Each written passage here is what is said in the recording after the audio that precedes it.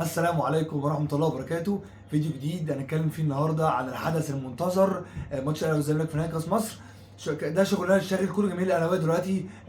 شغلنا الشاغل دلوقتي ايه اللي هنعمله في ماتش الاهلي والزمالك؟ ايه اللي هيحصل؟ هل الاهلي هيأثر في ادائه بسبب ظل الغيابات اللي موجوده؟ هل الزمالك في ظل الصفقات اللي جابها هيتفوق على الاهلي، ولا الاهلي بخبراته وبطولاته هيتفوق على الزمالك كالعاده؟ وباذن الله ده اللي يحصل. باذن الله. والاهلي مش بغياباته، الاهلي بلاعيبته، والاهلي بمن حضر. هنتكلم النهارده وهنشرح نقاط قوه الزمالك اللي بتمثل في ثلاث اربع لعيبه بالكتير، ونقاط ضعف الزمالك اللي هنقدر من خلالها ان احنا نستغلها عشان نجيب ونخلص الماتش بدري. وهنتكلم وهنشرح ظروف الاهلي الفتره اللي فاتت، وهنختم بالتشكيله المثاليه لنادي الاهلي باذن الله في ماتش الاهلي والزمالك في نهائي كاس مصر.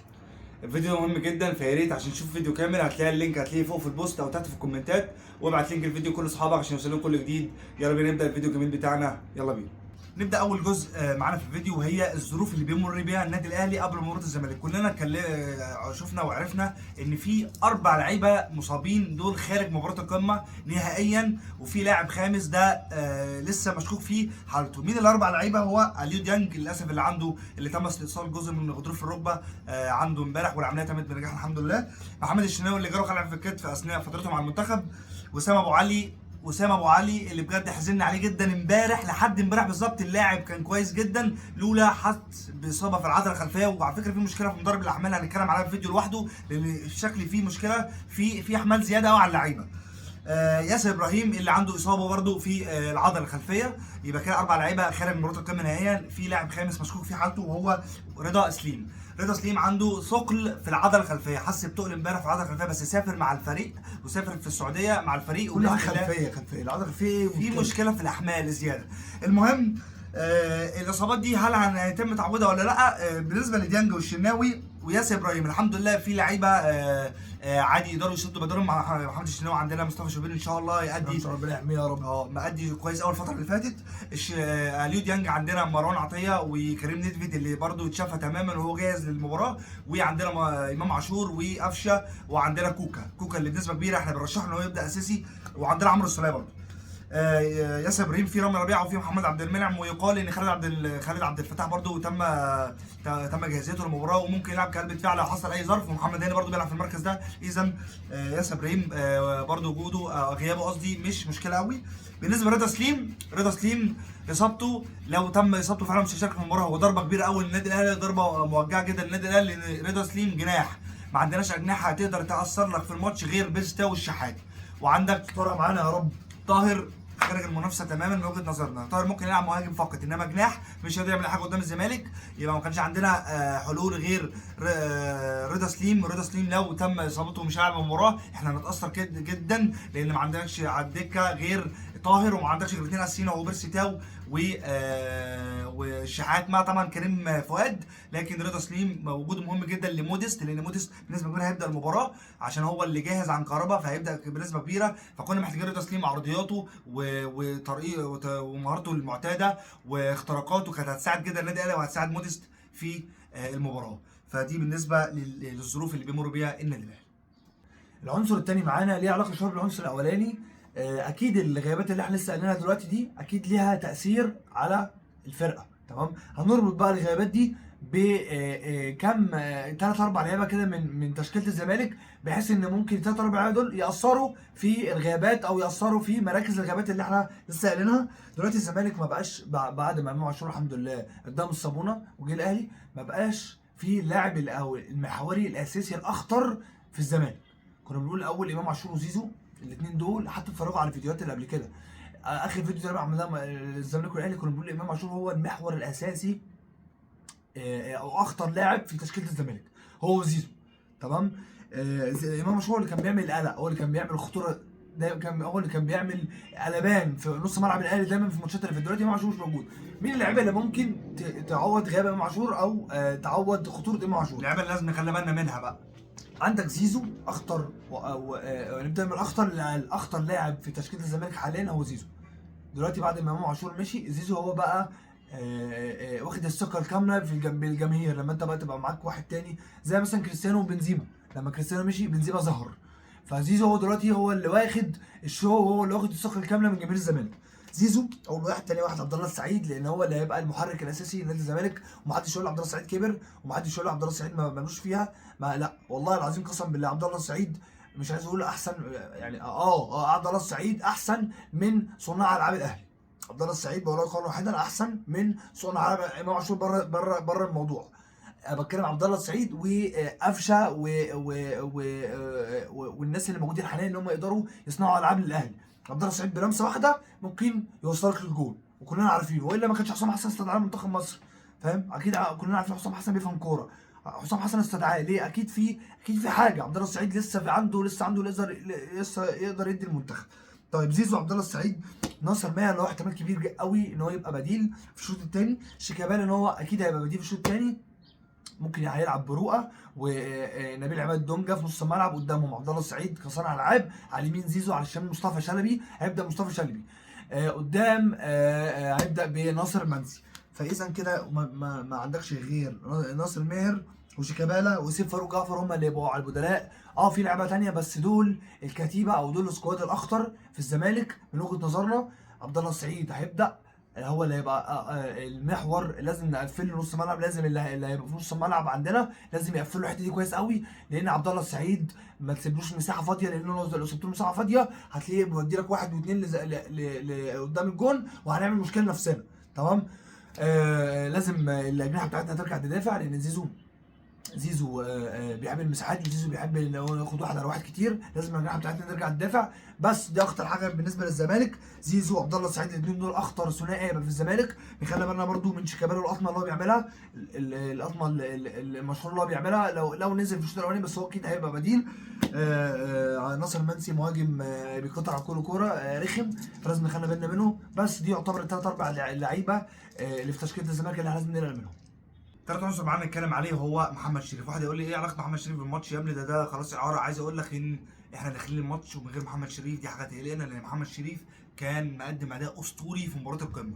محمد شريف كان يهبل ويخرف خالص ماتشات، ويجي في ماتش الزمالك يتألق. محمد شريف مسجل بتاع يعني لعب تقريبا اخر 8 ماتشات قمه محمد شريف مسجل فيها 7 اهداف او 6، فده رقم كبير جدا. احنا كنا داخلين الماتش وعارفين محمد شريف هيسجل في كل حراس، سجل في جنش وابو جبل ومحمد صبحي، كان ناقص يسجل وتقريبا سجل في عواد برده، سجل في جميع الحراس، كان كل ماتش عواد لما الثنائيه ادى واحده كده اللي هي عكس رجله دي، سجل في عواد.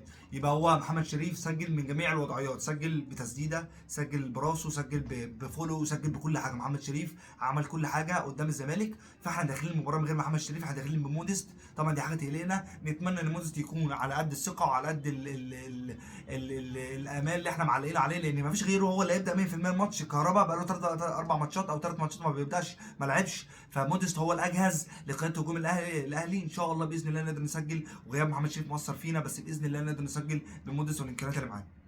عايزين نوجه رساله جميله للنادي الاهلي. احنا عندنا غيابات، واحد في نص الملعب والتاني حارس والتالت في خط الهجوم وبتاع، بس انا عايز اقول لك ان مارسيل كولر هو قد الماتشات الكبيره دي، ومارسيل كولر كسب جميع مباريات القمه اللي لعبها قدام الزمالك، معلم على الزمالك، حط عليهم حرفيا، معلم على الزمالك كده. ده ثعلب يا جماعه، انتوا قايلين من ايه؟ احنا معانا واحد محدش يقلق، ما بيكلش، ما بيزهقش، محدش يقلق. عندنا مدرب ممتاز في تحضير المباريات. مارسيل كولر هزم الزمالك في 3 ماتشات قبل الماتش ده، مره 2-0، مره 3-0، مره 4-1، فارقام كبيره. ومارسيل كولر مدرب قبطان وثعلب، وعارف يعني ايه يقدر يعوض الغيابات. الاهلي منحدر ومحدش يقلق على مارسيل كولر، الراجل ده قد الثقه ان شاء الله، وعارف ان هو محضر كويس المباراه، وعارف هيعمل ايه، وان شاء الله باذن الله الماتش بتاعنا ونرجع بكاس مصر باذن الله، والكاس ان شاء الله في الجزيره. اخر عنصر معانا ودي بقى الفقره المفضله بالنسبه لنا، التشكيله المثاليه والانسب للنادي الاهلي قدام الزمالك في كاس مصر. نبدا بحراسه المرمى مصطفى شوبير، اللي بسم الله ما شاء الله عليه اداؤه ثابت واداؤه ممتاز الفتره اللي فاتت، يا رب يا رب يحرسه ويفضل يكمل على المستوى ده. حارس عرين الاهلي مصطفى شوبير، الحمد لله من ساعه لما الشناوي غاب واحنا مش حاسين باي تاثير في المركز ده. باك يمين عمر كمال، ليه مش محمد هاني؟ عشان عمر كمال احسن من محمد هاني في الدفاع وفي الهجوم طبعا. احسن من محمد هاني في الدفاع. الجبهه دي هيبقى فيها مصطفى شلبي تمام وفتوح، فاهم؟ فعايزين واحد في الدفاع احسن من محمد هاني، فعمر كمال هو انسب. وطبعا عمر كمال عنتيل في الهجوم، مش هننكر ده، بس احنا بنتكلم على الدفاع دلوقتي، لان في الدفاع هنحتاج واحد دفاع كويس مش متهور، وركز في الكلمه دي عشان خاطر الاثنين دول لعيبه كوره. فتوح مصطفى شلبي بيفتكروا الكلمه دي لعيبه كوره. طيب قلبين دفاع محمد عبد المنعم ورامي ربيعه، الاثنين الحمد لله ادائهم ثابت. محمد عبد المنعم بس ايه يركز وبلاش ايه غرور بزياده، بلاش الثقه في النفس الزياده، وهو ان شاء الله هيجيب اي واحد في هجوم الزمالك في الشوال. ناصر مصر ان شاء الله مش هيجي الماتش ولا هي ولا اصلا هيجي اصلا الكاس. باك شمال علي معلول، الراجل ده خارج اي مقارنه يا جدعان، الراجل ده غير اي مقارنه، الراجل ده خد قلوبنا من زمان، الراجل ده خد قلوبنا ومشي من زمان واحنا عارفين، ودايما مهما نشوف مستواه في بعض الاحيان بينزل، بيجي في ماتشات الزمالك وبيتالق. وافتكروا الحركه دي ان شاء الله، افتكروا ان شاء الله ان شاء الله يسجل بكره باذن الله. نص الملعب، مين الانسب لقياده نص الملعب في ماتش الزمالك؟ امام عاشور قولا واحدا، ما ينفعش يخرج بره التشكيله، ده واحد. اثنين مروان عطيه. ثلاثه بنفضل بين كوكا وعمرو السوليه، هنختار عمرو السوليه لان عمرو السوليه الانسب والاجهز الفتره دي. كوكا نفسيا مش متظبط قوي، والسوليه اكثر منه خبره في الماتشات اللي زي دي. كوكا بقى لعيب ممتاز وكل حاجه، بس خلي ماتش زي ده السوليه يبدا بيه لغايه لما كوكا يستعيد نفسيته ويستعيد مستواه من اول وجديد. قدام كريم فؤاد. اشمعنى كريم فؤاد؟ ده الاحسن والابرز في خط هجوم الاهلي، افتكروا الكلمه دي. ليه؟ لانه لعيب مش بتاع فزلكه، لعيب كوره حرفيا، لعيب فينشه حلو، لعيب سريع، لعيب مهاري. مشكلته نقطه واحده البدني بتاعه، بس يقدر يجاري عمر كمال لو لعب. هتقول لي بيرسي تاو، هقول لك بيرسي تاو غير موفق خالص اخر 3 ماتشات. بيرسي تاو بيستلم الكوره بنعرف ان في جحيم هيحصل، في حاجه غلط هتحصل. فخلينا في الحلو. طبعا احنا بنقول من وجهه نظرنا احنا، بس الكولر اكيد هيبقى ليه راي تاني يعني. بالظبط. كريم فؤاد وينج يمين، على الشمال حسين الشحات، مهاجم موديست. وثقوا في موديست يا جدعان، خلي فيه ثقه، لازم هو يحس مننا ان احنا واثقين فيه.